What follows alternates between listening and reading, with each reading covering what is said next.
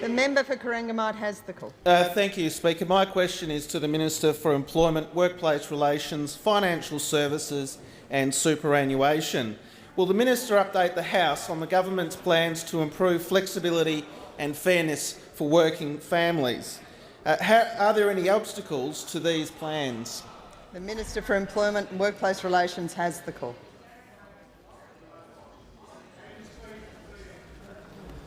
I thank the member for Corangamite for his question, because he knows, as everyone on this side of the House knows, Labor is always up front about what we're going to do in workplace relations. Yeah. See, on this side of the House, we believe in work-life family balance. On this side of the House, we believe in cooperation between employees and employers. On this side of the House, we believe in flexible workplaces. We believe in productive workplaces. That is why I'm pleased to advise the member for Corangamite that Labor will extend the national employment standards, which provide the right to request flexible work arrangements to more Australian workers. The sort of workers who are going to benefit from what we've just announced are carers, are parents of school-aged children, are mature-age workers, are the victims of domestic violence and those who seek to help them. We've also announced yesterday that we intend to provide better roster protection for people who experience sudden changes to their rosters, which upset family arrangements, which cause great harm at home. The reason why we're doing these things is because Labor understands that we live in a changing world. We know that the Menzies DLP vision of dad going to work 9 to 5, of a pipe at home, of mum not working, that doesn't describe most modern families anymore. We understand that the world has changed, unlike the policy of those opposite. We know that women are participating in the workforce more than ever. We know that fathers want to spend more time with their families. We know that people with disabilities and carers want into the workforce. We understand that families come in all shapes and sizes. This is a positive view of encouraging people to participate and creating good jobs in the future. But the problem is that there's only one side of Australian politics who wants to be positive about workplace relations. See, whenever we talk about workplace relations, someone in central bunker Liberal headquarters presses the alarm button and they say, quick, we better get out and bash some unions. We better disguise the fact that we do not have a policy for Australian workplaces.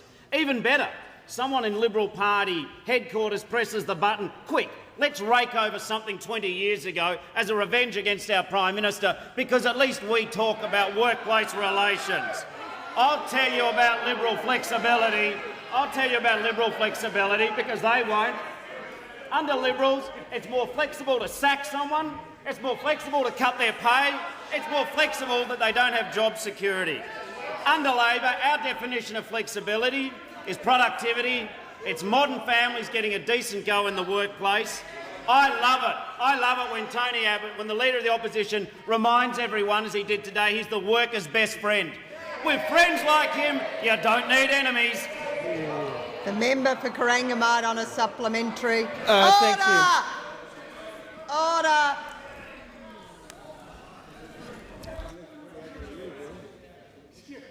Yeah, and I'm not very happy with the member for Goldstein, though. The member for Corangamite has the call. Thank you, Speaker.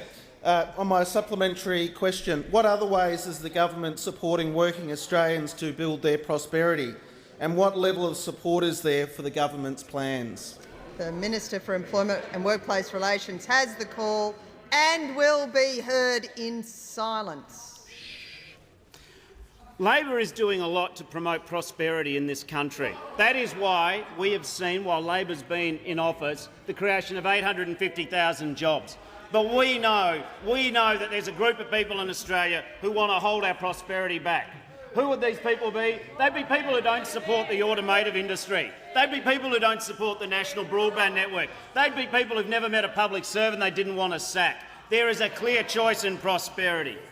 But it isn't just, it's your policies, Julie, it's not personal. The Deputy Leader of the Opposition is but when we come, and the Minister will will not take interjections and will refer to people by their correct titles. The Minister has the call. Well, the next challenge to prosperity, of course, is the crazy idea to reintroduce a tax on the superannuation of 3.6 million low-paid Australians. Whoever dreamed that up in the opposition should get a one-way ticket out of the joint. We are the people who want to cut the tax of low-paid working people by cutting their superannuation, and only one group in Australian politics. You mightn't like the truth over there, but you shouldn't have it. And finally, though, when we talk about prosperity and threats to it, I love a good Leader of the Opposition quote.